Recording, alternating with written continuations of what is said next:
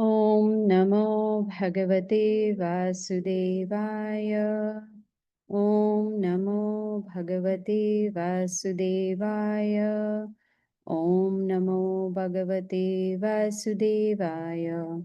Narayanam Namaskritya Naram Chaiva Narottamam Devim Saraswatim Vyasam Tato Jayamudirayet.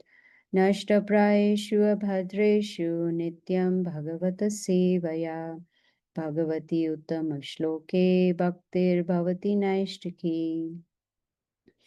ॐ ज्ञानतिमिरन्धस्य ज्ञानञ्जनाशलाकया चक्षुरुन्मिलितं येन तस्मै श्रीगुरुवे नमः श्रीचैतन्यमनोभीष्टं स्थापितं येन भूतले स्वयं रूप गदामायं ददाति स्वपदान्तिकं वन्देऽहं श्रीगुरु श्रीयुतापदकमलं श्रीगुरुं वैष्णवंश्च श्रीरूपं साग्रजातं सहगण रघुनाथं वितं तं सुजीवं साद्वैतं सावधूतं परिजनसहितं कृष्णचैतन्यदेवं श्रीराधा कृष्णपदान् सहगण ललिता श्रीविशाखां वितंश्च हे कृष्ण करुणा सिन्धु दीनबन्धु जगत्पते गोपेश गोपिका कान्त राधा कान्त नमोऽस्तुते तप्त काञ्चन गौरङ्गी राधे वृन्दावनेश्वरी वृषभानुसुते देवी प्रणमामि हरिप्रिये वाञ्छाकल्पतरुभ्यश्च कृपा सिन्धुभ्य एव च पतितानां पावनेभ्यो वैष्णवेभ्यो नमो नमः जय श्री कृष्ण चैतन्य प्रभु नित्यानंदा श्री अद्वैत गदाधर श्रीवासदि गौर भक्तवृंदा हरे Krishna Krishna Krishna Hare Hare Hare Ram Ram Ram Hare Hare. So the final day, last day of the Katha. So today we are going to cover Canto 11 and 12. And the 11th canto is about liberation, how to attain mukti. Lord Krishna, when he appeared 5,000 years ago, he appeared in a dynasty called Yadu dynasty, and they are called Yadavas. And the mic is on, yes. Maybe I need to bring it forward. Is that better? Yes, okay. Okay. I think this is good. This is good. Yes, yes, yes. So it is mentioned in the Bhagavatam that the Yadu dynasty was undefeatable. There was no one in the creation that could destroy the Yadu dynasty in which Krishna had appeared, the Yadavas. And who are these Yadavas? They came from the spiritual world. Krishna sent them to come and help him in his pastimes on this earthly planet. But Yadus were destroyed. Why? Because if you remember in the Mahabharata, after the Kurukshetra war, Gandhari had cursed Krishna. Do you remember that? Gandhari had cursed Krishna, saying that just because it's because of you that I lost all my 100 sons. So I curse you that your whole dynasty also will be destroyed. So now Krishna was planning how to fulfill that curse and at the same time send all the Yadavas back to the spiritual world because it was time for him to go back also to his abode. So what he did was he understood it is time to wind up and he wanted all of his Yadavas to go back. And so he pretended that this is just happening naturally, but it is all sanctioned by Krishna. So one time, Narad Muni and Vishwamitra, we have heard about the sage Vishwamitra, right? Who gets angry like Durvasa. So they were visiting Dwarka And they were just, doing their puja and everything in one place in Dwarka. And Krishna's son Sam, along with his friends, they wanted to play a trick on the sages, which is very dangerous. So, what Sam did, he put something inside his clothes, dressed up as a lady, and pretended to be pregnant. So, he put something inside, maybe stuffed clothes or whatever it is, and they went near the sages. Now, Sam had his head covered, so no one could see that this is a boy. And they are asking the sages, Narad Muni and Vishwamitra, who do you think this lady is pregnant, and who do you think will be born, a boy or a girl? Now the sages are almost, they are so powerful, they can tell. And they got very angry. And they told this boy who's dressed as a girl that a lump of iron will be born. No boy, no girl, a lump of iron. And that'll be the cause of destruction of the Yadavas. Immediately, Sam was really afraid that what did he do? He made such a big blunder. And when he removed his clothes, and there was a ball of iron in there. So immediately, all the boys, they went to Ugrasena, grandfather, and said, oh, what to do? This is what we have done. And Ugrasena said, oh, this is a big mistake you have made. Now, since this ball of iron will be the cause of our destruction, what I suggest, you crush it into pieces, make it a powder, and throw it in the ocean.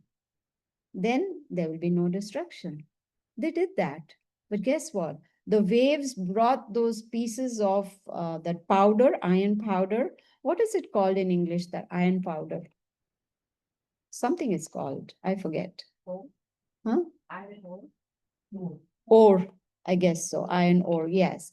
And it got washed by the waves onto the, what is it? Huh? Onto the land. And that powder that grew into canes, sugar cane, big, very strong, very powerful sugar cane grew over there. But there was one piece of iron that was swallowed by a fish. Now, there was this man called Jara. When he was fishing, he caught hold of that fish. And when he opened that fish's body, came out this piece of iron. He said, oh, this is really good. I can make a nice bow out of this. You remember how did Krishna disappear, right? So he was the cause, and he made a bow out of that, a very sharp arrow. Sorry. I knew there was something I'm saying wrong. It is the arrow. Yes, it's the arrow.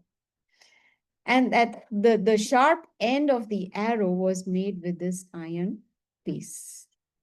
And he said, this will be very good for my hunting. And he was carrying that with him.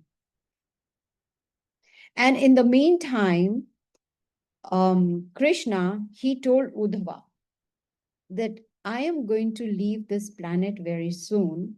So I'm going to give you some knowledge. And that is called Uddhava Gita. Have you all heard about Uddhava Gita? There's a whole book. It's a very thick book. I was going through it, and beautiful instructions in there. It is so enlightening that one can understand the deeper truth about the human form of life. And he explained to Uddhava the spiritual path that can take us back to the spiritual world. And he told Uddhava, in 7 days, all these my people, my relatives, Yadavas, they're going to fight with each other. And they are all going to die. And after they are gone, then it'll be time for me. And not only that, this whole Dwarka is going to get drowned in the ocean. He wanted to complete his pastimes here in this material world. So he told Uddhava that now that I am going to go, I want to teach you this Gita. I'm going to give you this knowledge so that afterwards you can go and distribute this knowledge to others. And the first thing he told him is, fix your mind upon me. Can any of you tell me how can we fix mind of Krishna on Krishna? How can we do that? Exactly. Krite yadhyayato Vishnu, Tretayam yajito make. In other yugas, there was a different process, but in Kali Yuga, the only process is chanting the holy names of the Lord. So he's explaining to Uddhava, fix your mind upon me, consciousness on me, and have an equal vision. Let me ask you a question. When we see any body, whether it is a human being or animal, birds, or anything, do we see with equal vision? We don't.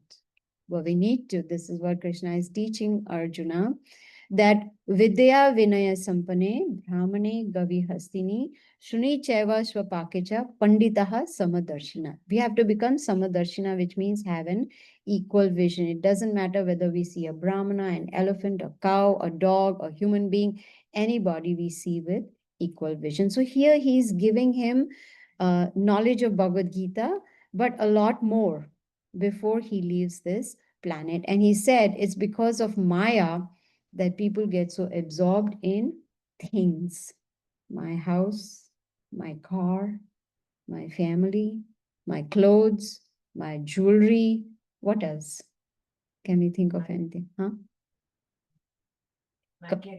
My career. Yeah, my people. We get all absorbed in that. And that, according to Bhagavad Gita, is Maya. But we just need to change our state of that doesn't mean we give up family. That doesn't mean we give up job. It just means we need to change our state of consciousness. And that is what he's teaching to Uddhava, that instead of focusing only on the body, you also focus on the spirit soul. This morning, when I was having a Bhagavad Gita class, I was telling them about a famous fashion designer. I don't know the name of that fashion designer, was very sick in the hospital. And that fashion designer had a realization that what is it? I have mansions, not just one house, I have mansions. I am a fashion designer, I have fashion clothes, designer clothes. And I have so much food, different varieties of food at home. And now, look at me. I'm in a small room in a hospital. I'm wearing a hospital gown. I cannot even wear my designer clothes. I can't even eat. I have to get nutrition through the IV. And then realized that all these material things are of no use. So Krishna is telling Arjuna that one must learn to control the mind, control the senses, understand that it is the mind that does the thinking, feeling, and willing, and to control it. How? By chanting the holy names of the Lord. So Uddhava, now, after hearing all this, is telling Krishna, you're so kind. You're so compassionate. You're giving me this knowledge. I don't know, all these 5 days, do you think you've got enough knowledge? More than enough. That means too much. More than we can digest.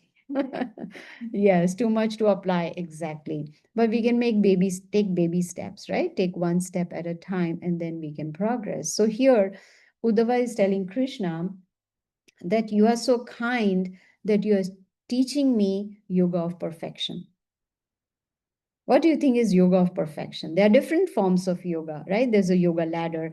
There is karma yoga, dhyana yoga, jnana yoga, ashtanga yoga, bhakti yoga. There are so many different forms of yoga. But the best form of yoga is bhakti yoga, where we can make a connection with the Supreme Lord, where we can understand who we really are, and where we can perfect our human form of life. Most people think human form of life is meant for eat, sleep, and be merry. This is what they think. Eat, sleep, and be merry. No. Then that is equal to animal life, right? What do the animals do? Eat, sleep, and have fun, right? Dogs will bark, go from here to there, sleep anywhere, eat anywhere, right? Have babies. So human life is much more. So he's saying, Krishna, you are situated in everyone's heart as a super soul, and you can be realized only through bhakti yoga. And because you want me to benefit, you are giving me this Uddhava Gita to me. You are explaining, but There are many foolish people who only understand body, who only want to work on the bodily platform. And I am grateful that you are instructing me, and I want you to speak more to me about the Gita. So Uddhava is accepting Krishna as the perfect master, the supreme Lord, and the best friend. In the Bhagavad Gita, Krishna tells Arjuna that Bhoktaram Yagna Tapasam Sarva Loka Maheshwara Suhridam Sarva Bhutanam Gnatva Mam Shantim. Suhridam means he is our best friend because he's guiding us how to break the cycle of birth and death. So Krishna is telling Arjuna that those who are intelligent, they go above the bodily concept of life. And I'm teaching you this Bhakti Yoga because it's only through Bhakti Yoga that you can achieve me. So those who fix their mind on me, they are actually residing in a holy place. Yesterday I had asked a question, how many of you have been to Vrindavan, right? Vrindavan is a holy place. Is it possible for everybody to go to Vrindavan? Possible, yes. But do they go? Only by His grace. Yes. But first, the desire has to come in the heart. I know so many who stay in Delhi and still they don't go to Vrindavan, which is what, 2 hours drive, 2.5 hours drive, right? So that desire has to be there. Now, if it is for us, it's so difficult 24 hours travel to go to Vrindavan, right? First, we have to go to Delhi and then another 2.5 hours to reach Vrindavan. But here, Krishna is explaining we can make our home Vrindavan. How? By in our house, we offer our food to the Lord, we chant the holy names of the Lord, we read the Bhagavad Gita, we hear the Bhagavad Gita, we offer, incense and ghee lamp, everything to the Lord, then the place becomes a holy dham. It becomes Vrindavan. So this is what Krishna is telling this one, Uddhava, that if one uses the mind, body, and speech in my service and is performing devotional service, that dham, that place becomes a holy dham. Now I love to go to Vrindavan, real Vrindavan, twice a year. That is what I had to explain to my husband. I want to go to real Vrindavan, and he would say, "Make home Vrindavan." Okay, that is good, but I want to go to real Vrindavan, and he would say, "You make the home real Vrindavan," but I would say, "No, I want to go to the real Vrindavan." You see?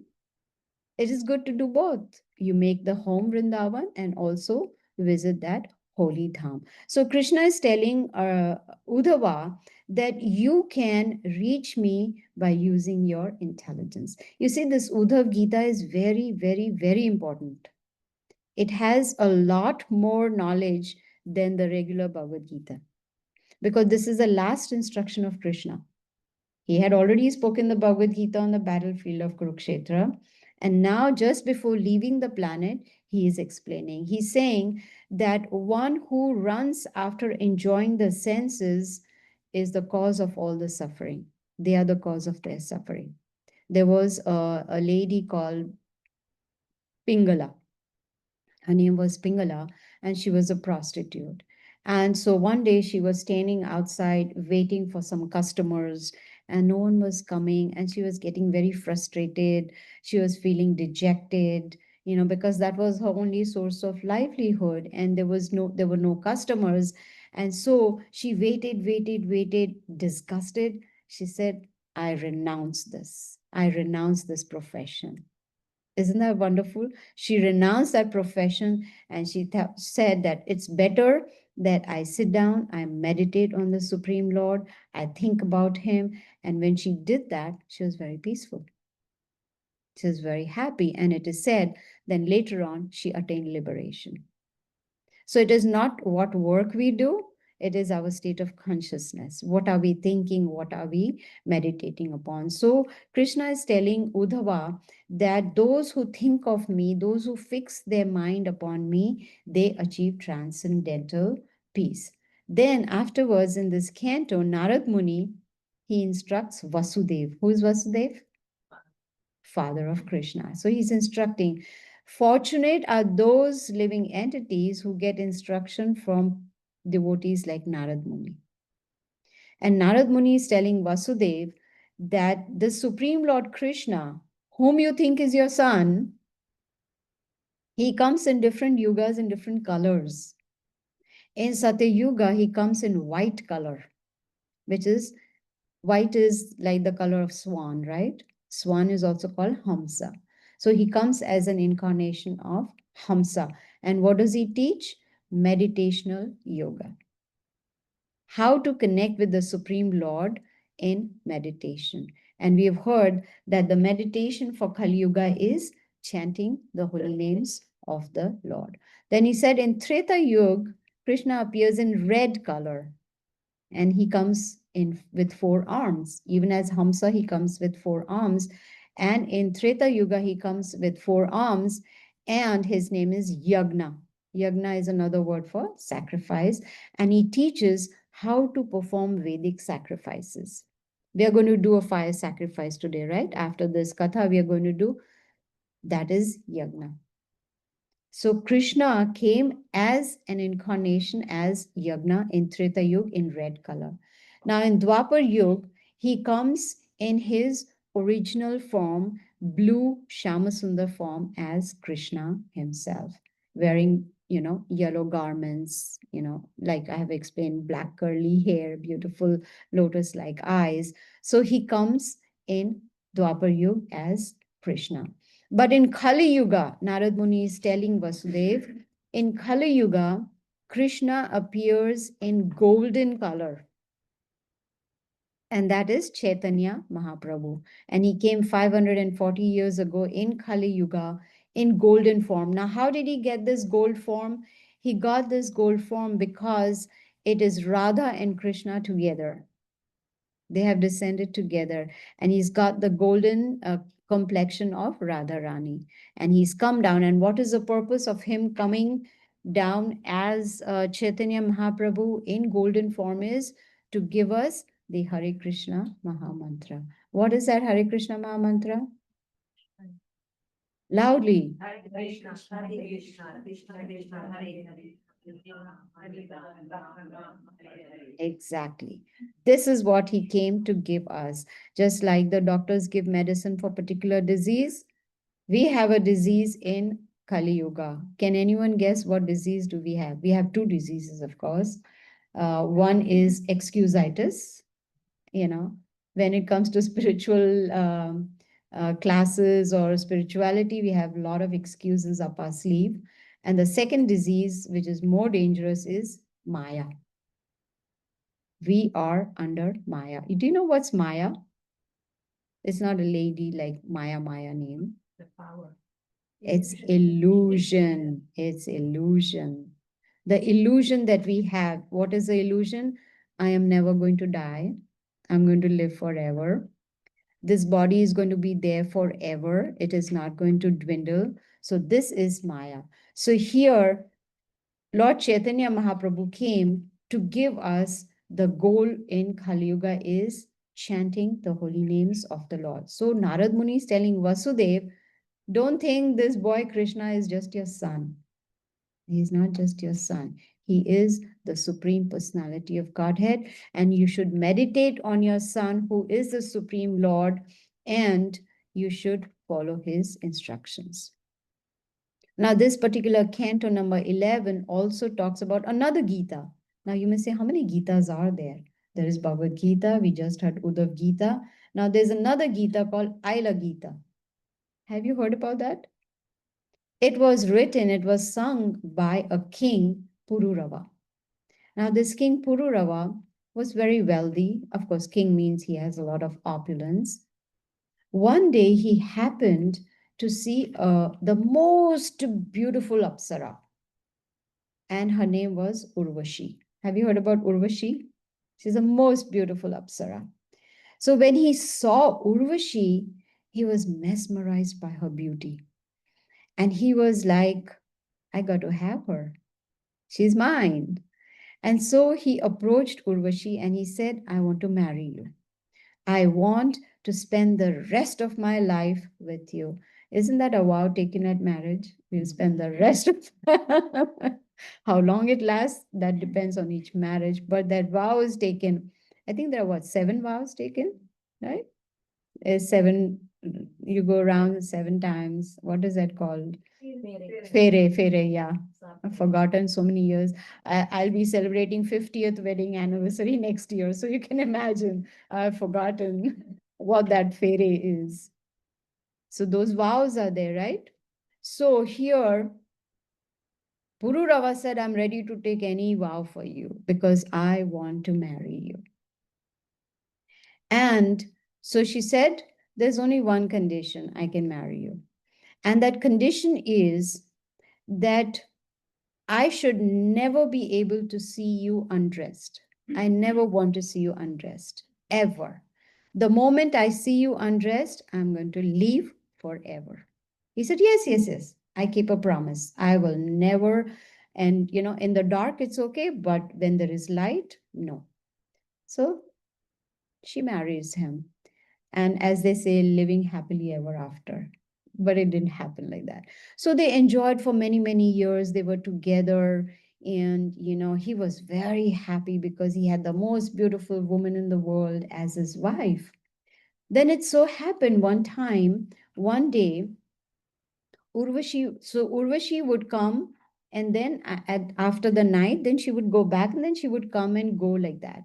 So one day while she was leaving, he did not want her to go, and he had that very strong desire that today she should not go. She just stay with me, but she was going, and as she was going, he was so much in anxiety that he ran after her and he forgot to dress himself.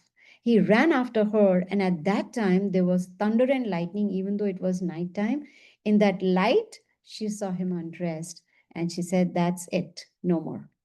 Now I'm never coming back.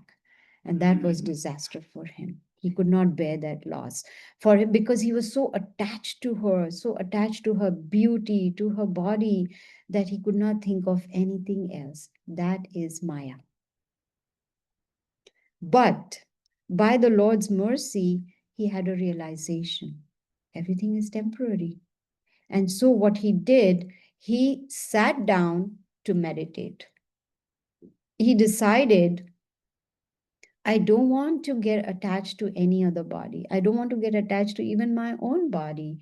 And he started practicing bhakti yoga. He realized, I have wasted so many years of my life just enjoying the senses. And look what it has brought to me. It has only brought distress for me. Because according to Bhagavad Gita also, now this is Aila Gita, which King Pururava is talking about his personal life and his realizations also. So in the Bhagavad Gita spoken by Krishna, Krishna also says the same thing, that matra sparsha sukantaya shitoshana sukha dukhadaha agama paino nityas tams titikshasva bharata. He says that this happiness and distress is like summer and winter season, they come and go. But one has to become a titikshasva, means tolerant. One has to tolerate happiness and distress. Do we need to tolerate happiness? Nah, we are happy. Happiness is a come more happiness. We don't need to tolerate. But distress is very hard to tolerate. Can you repeat the name of the Gita? Aila Gita, Aila, Aila Gita. It is written by King Pururava. Yes, King Pururava. No, not at all. Anyone can ask anything in between, no problem. So where was I? I forgot.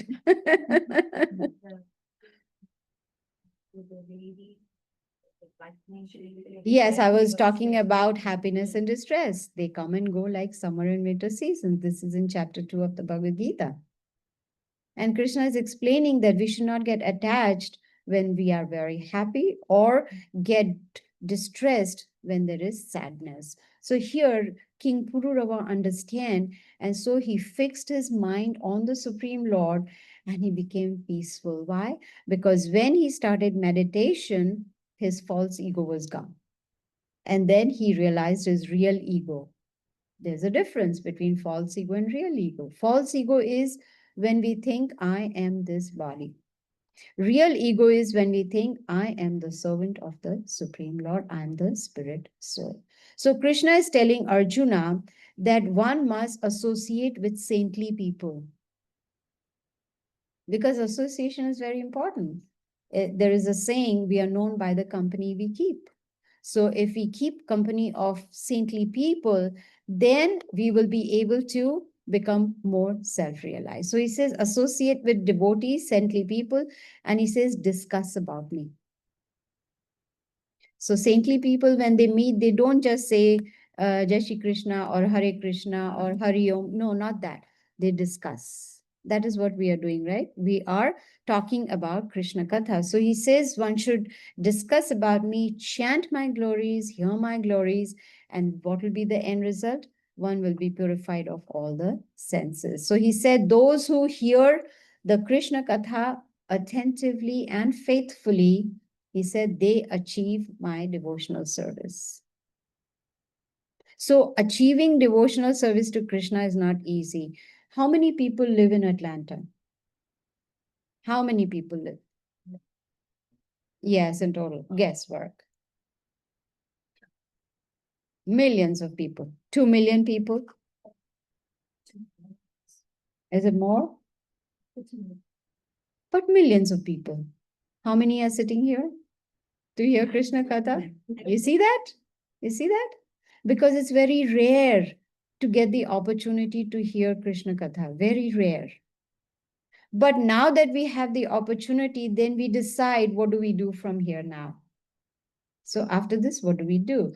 Do we make use of this opportunity and progress spiritually, or it ends today at 11:30? Right? It ends at 11:30, right? No, everything ends by 11:30. Yes. I know the time. I'm not going to make you miss your flights. I will make sure you make it to the airport on time. Right? So in this 11th canto, Krishna is telling Uddhava, that chant my holy names faithfully, and then one will achieve my devotional service. Then at that time, he told Uddhava, you go and tell the Yadavas to go to a place called Prabhas. Where is Prabhas? On the bank of Saraswati. Now, of course, Saraswati is not seen, right? She is invisible. That river is invisible. And she meets up with Ganga and Yamuna in Prayagraj, right? You were supposed to bring water from Prayagraj. Yeah. Okay. I remember. Yeah, we'll take it afterwards. I just remembered Prayagraj. What were we talking about? Saraswati. Saraswati. Yes, river Saraswati. So Krishna has asked Uddhava to go and tell the Yadavas to go to Prabhas on the bank of Saraswati and perform a fire sacrifice, a yagna, to perform a yagna. And so all the Yadavas, they went to Prabhas on the bank of Saraswati and they started performing a fire sacrifice. But guess what? They got intoxicated. And in that intoxication, what happens when a person is intoxicated? They don't know what's right, what's wrong. And because they were intoxicated, now this was also Krishna's plan. Because they were intoxicated, they started beating each other up. You know, those canes were growing. They pulled out those canes that were the cause of destruction, and they started hitting each other, beating it, and they killed each other completely. So all the Yadavas were dead. And after death, they all went back to the spiritual world. This was Krishna's plan. He wanted to end up his pastimes, wind up his pastimes. So all the Yadavas went back. And then Krishna saw that Lord Balram also left the earthly planet and went back to the spiritual world. Now, after that, Krishna, yes. So why did Krishna want to end the dance? He got a curse. Yes. But what's the reason for dissolving Dwarka, going in? Yes. So is that giving us a meaning that when we also need to wrap up all these materials, that is the meaning or something beyond? Yes.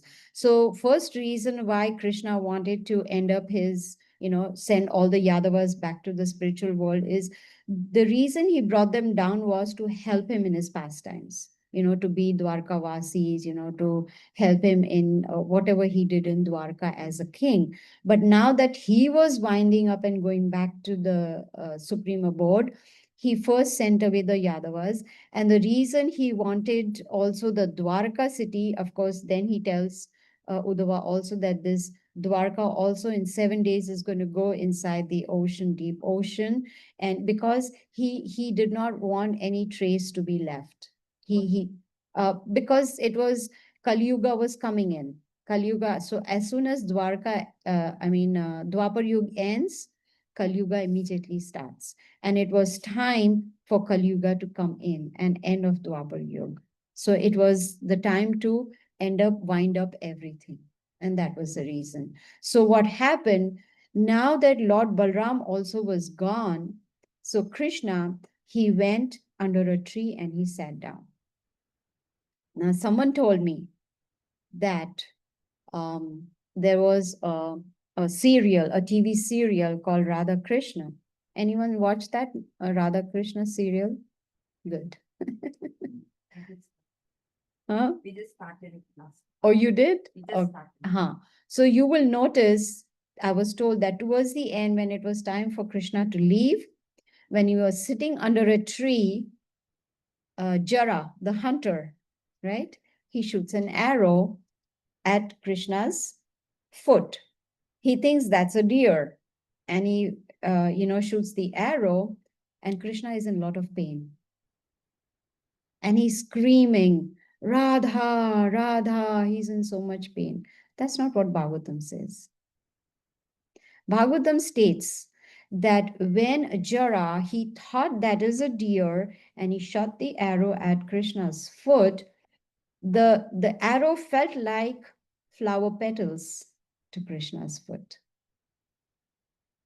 And that was an excuse Krishna gave to Jara to wind up his pastimes. Why? Because there's a story behind it. In Treta Yuga, when Lord Ramachandra had come, at that time, this Jara hunter was Vali, brother of Sugriv. You know those two brothers, Vali and Sugriv. So he was Vali, and he was irreligious, and he had usurped Sugriv's kingdom, and he had exiled Sugriv from there. So Sugriv had to go through a lot of distress, and he had approached Lord Ramachandra for help.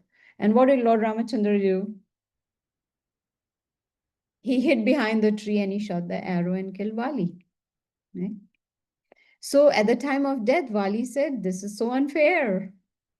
So Lord Ramachandra said, don't worry, I'll give you an opportunity next yuga, I'll give you an opportunity. And this was the opportunity Jara got to shoot an arrow from behind the tree on the lotus foot of Lord Krishna. And that is how Lord Krishna, of course, before he left, Jara came to him and begged forgiveness, said, I didn't know that you are the Supreme Personality of God. And Krishna said, don't worry, hisab barabar, you did this, I did this, and now we are equal, no problem. And he sent Jara to Vaikuntha, because Jara's purpose of his life that he came down was fulfilled. So he was sent back to Vaikuntha. And this, of course, then Krishna, he, disappeared from there. But his charioteer Daruka watched this, and Daruka couldn't bear that separation, and he was crying. He told Daruka that I want you to go to Dwarka and tell all the residents, whoever are left, that I'm going now, and they also have to do. And then, of course, after Krishna left, the Yadavas also left, and the whole Dwarka was submerged in the ocean. I think archaeologists have found something, right? They have found, right? They have evidence that thousands of years ago, there was a city named Dwarka. Yes. Yes. I think they even found the bridge that Lord Ramachandra had built. Yes? Stones from written on it. It's written Ram on that? Stones. On the stones, Ram, they found that? Oh, I need to go see. Where is that? Oh, that's on my wish list, Rameshwar. To go, I have a big long list of temples to visit, and one of them is Rameshwar.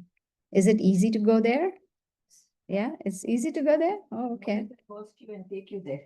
Oh, oh, that would be nice. How far is it from Chennai? Oh, oh. Can we not fly somewhere and then drive a little? I think Rameshwaram should have an airport, no? No, they made the dham so that you use all the Food ways show.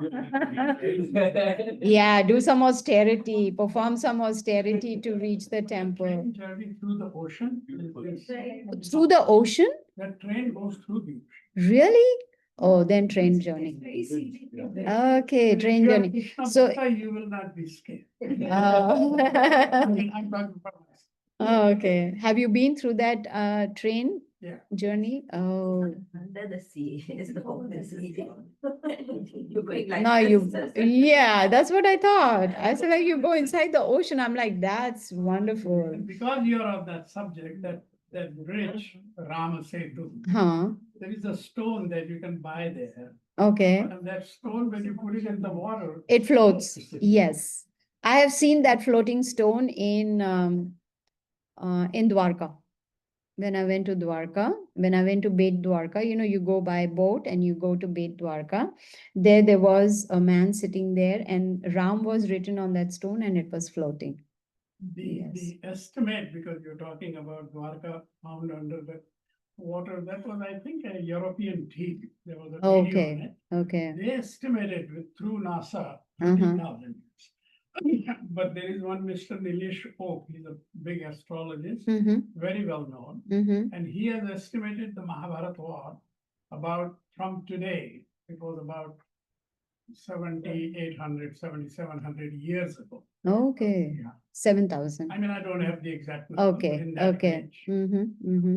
Yes. And the Ramayana goes beyond that, several, Mm. maybe another Mhm. 5,000-10,000. See, this is a benefit of sitting with devotees because you learn so much, you hear so much discussing.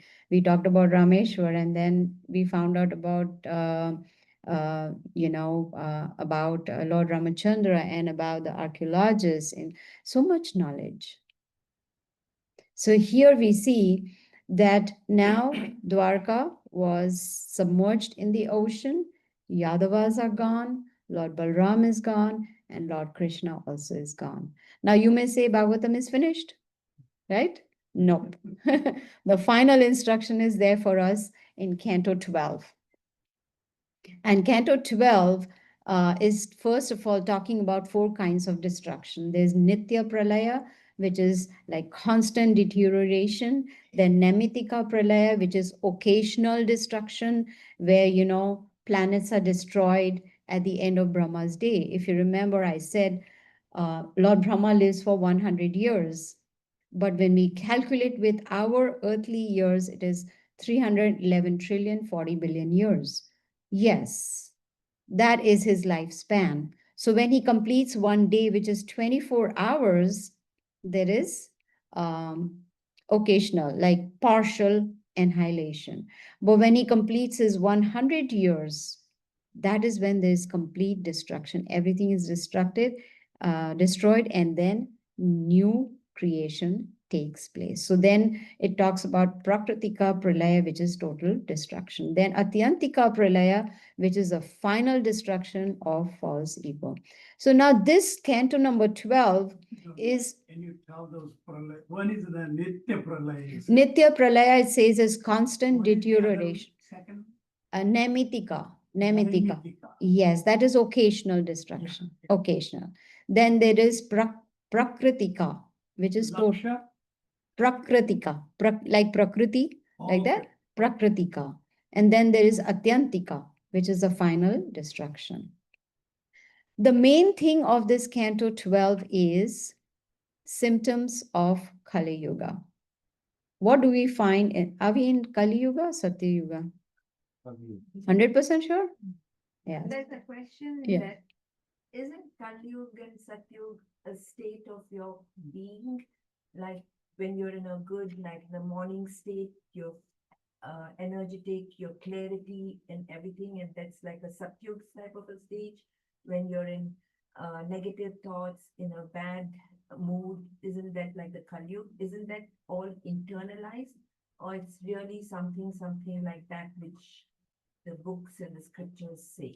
No, the Srimad Bhagavatam doesn't talk about that the yugas are a state of mind. No, it doesn't talk about that. These yugas are actually there. If you read the Bhagavatam in depth, like really, like one can speak on one verse of Bhagavatam for 3 months.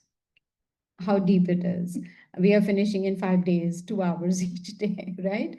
So this is just giving like a essence of the Srimad Bhagavatam. So Srimad Bhagavatam says the duration of Satya Yuga is 1.7 million years. The duration of Treta Yuga is 1.2 million years.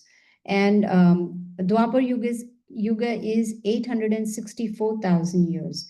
And duration of Kali Yuga is 432,000 years, out of which 5,000 years we have completed. So when Mahabharata was over, Kali Yuga started. So now we have 427,000 years left. People say Kali Yuga is getting over tomorrow or next year or no. But in spirituality, is there a time? It's infinity, right? Mm-hmm, Spirituality. mm-hmm. So how does these two correlate? Srimad Bhagavatam is spirituality. How is time coming in this? Because time is Krishna. Krishna tells Arjuna, I am time, and that is eternal. So, this is just to give us an idea. So, when the creation is made, Krishna makes the cycle of 4 yugas. He makes the cycle. So, he has given us the duration so we get knowledge that after that many years, this yuga is going to come in. And what is the quality of that yuga is also given in Srimad Bhagavatam. Like in Satya Yuga, people live for 100,000 years. And he said the process of self realization is meditation. So he's giving us this knowledge so we understand. Like, for instance, now we'll read all the qualities of people in Kali Yuga. So, to give us an idea what to expect, to contemplate on ourselves and say, do I have these qualities, right? Or do I have qualities that people in Satya Yuga had? So we can compare and we can polish ourselves and change our state of consciousness. You understand? So here it is said that in Srimad Bhagavatam, the future incarnation of Krishna is mentioned. Future, which means that incarnation which will come after 427,000 years. And he's not even given the name, it's going to be Kalki Avatar, is also given where is he going to appear. He's going to appear in Shambhala village, and his father's name is going to be Vishnu Yasha. All that detail is given way in advance. Who is Vyasadev? He's the one who's giving this knowledge. And who is he? He's Krishna himself. He's the literary incarnation of Krishna, and he's giving us this knowledge way in advance that if we are coming back, and if we are here towards the end of Kali Yuga, we will see Kalki Avatar. But the question is, do we want to? We would not want to, because I'm going to tell you why. So here it is said that he will ride on a horse called Devadatta with sword in his hand, and is going to kill all the irreligious people, basically everybody. Because by the time Kali Yuga comes to an end, everybody is going to be irreligious. Now, once Kali Yuga ends, then Satya Yuga is going to start. But what are the qualities? Here it says that religion, honesty, cleanliness, tolerance, mercy, duration of life, strength, memory, everything will diminish. Then what is left? Right? And at that time, those who will have money will be considered to be holy people. If you're poor, you're unholy. This is what Bhagavatam is saying. Money will be so valuable. And then marriage will be a verbal agreement. And the good part is, if you get divorced, you don't have to pay alimony because it's a verbal agreement. No child support, right? There's nothing in writing. There's no certificate, marriage certificate or anything. This is how Kali Yuga is going to degrade. And not only that, the beauty of the person will depend on the hairstyle. Now, Bhagavatam, Vedavyas is thinking of so many things and giving us that knowledge so we can understand what to expect and what not to expect. And filling the belly will be the goal of life. That's it.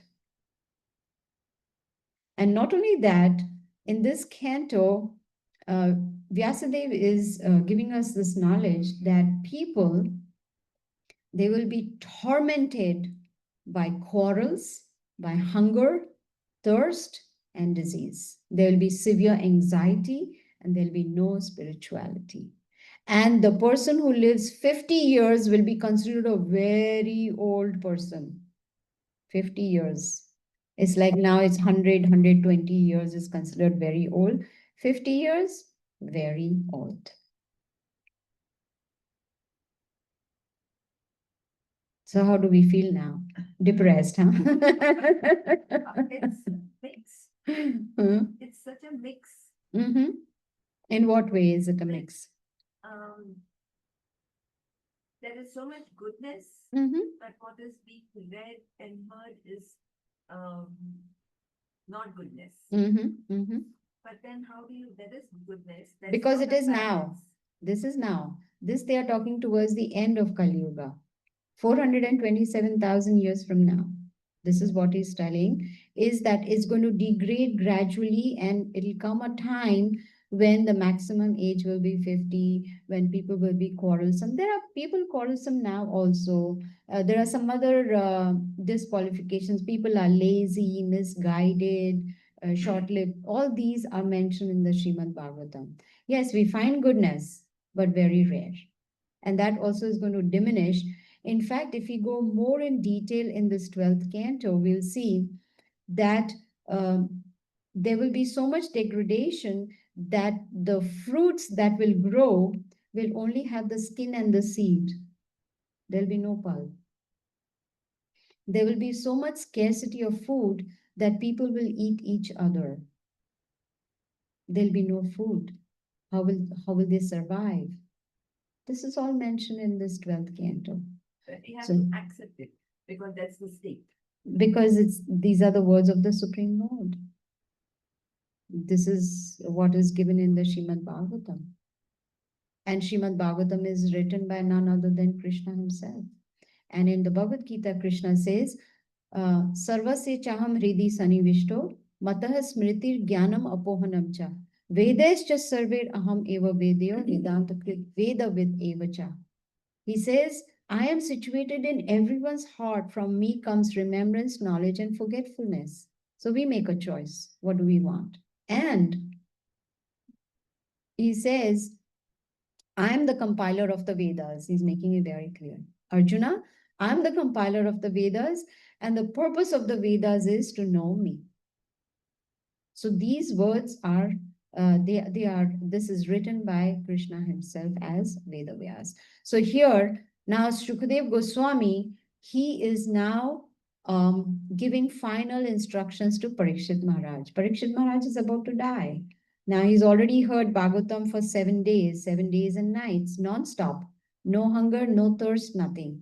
Has been hearing Srimad Bhagavatam, and now towards the end, it is almost the time for Parikshit Maharaj to die. He got a notice, right? He got 7-day notice that you will die after 7 days. He's very fortunate. He knows if we have 7-day notice, we can do so much work, right?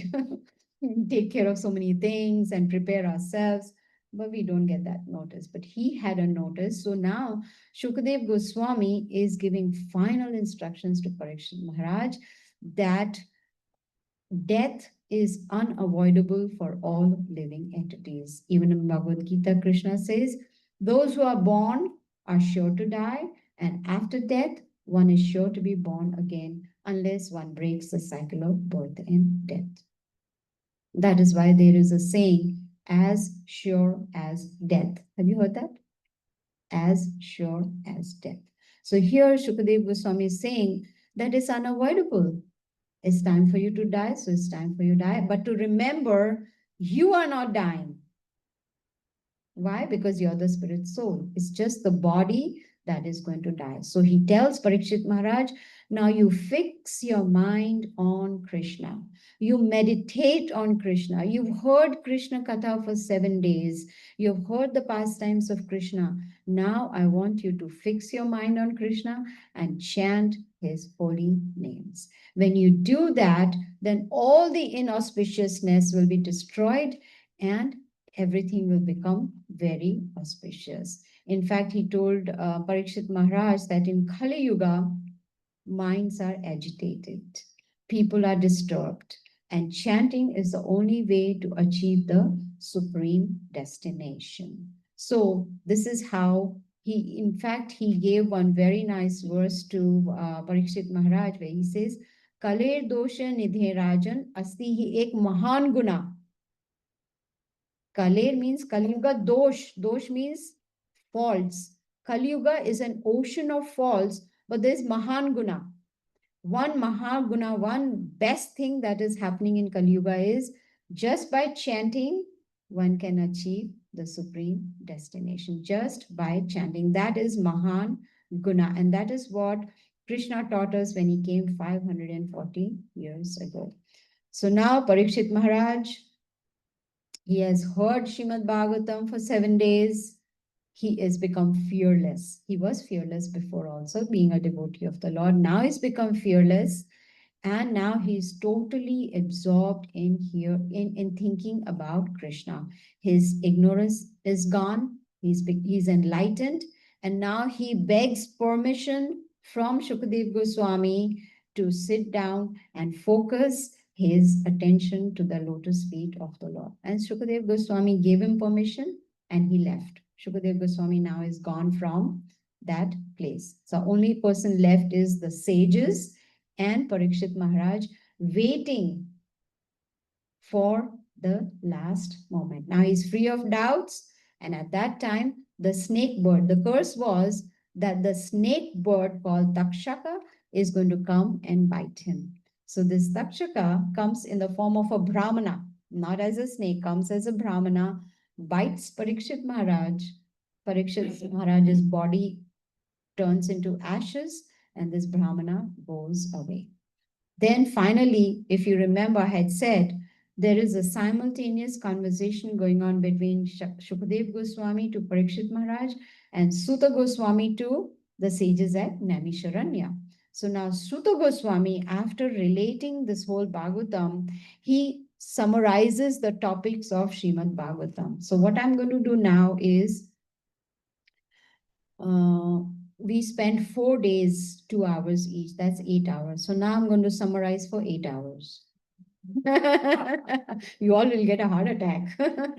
It's like, oh no, we don't have to go through all of that all over again. No way. You can always change your flights, right? Right? We can talk to Geeta Mehrotra and take extension and stay here the whole day and hear. So Suta Goswami is summarizing the topics of 10 topics of Srimad Bhagavatam to the sages over there.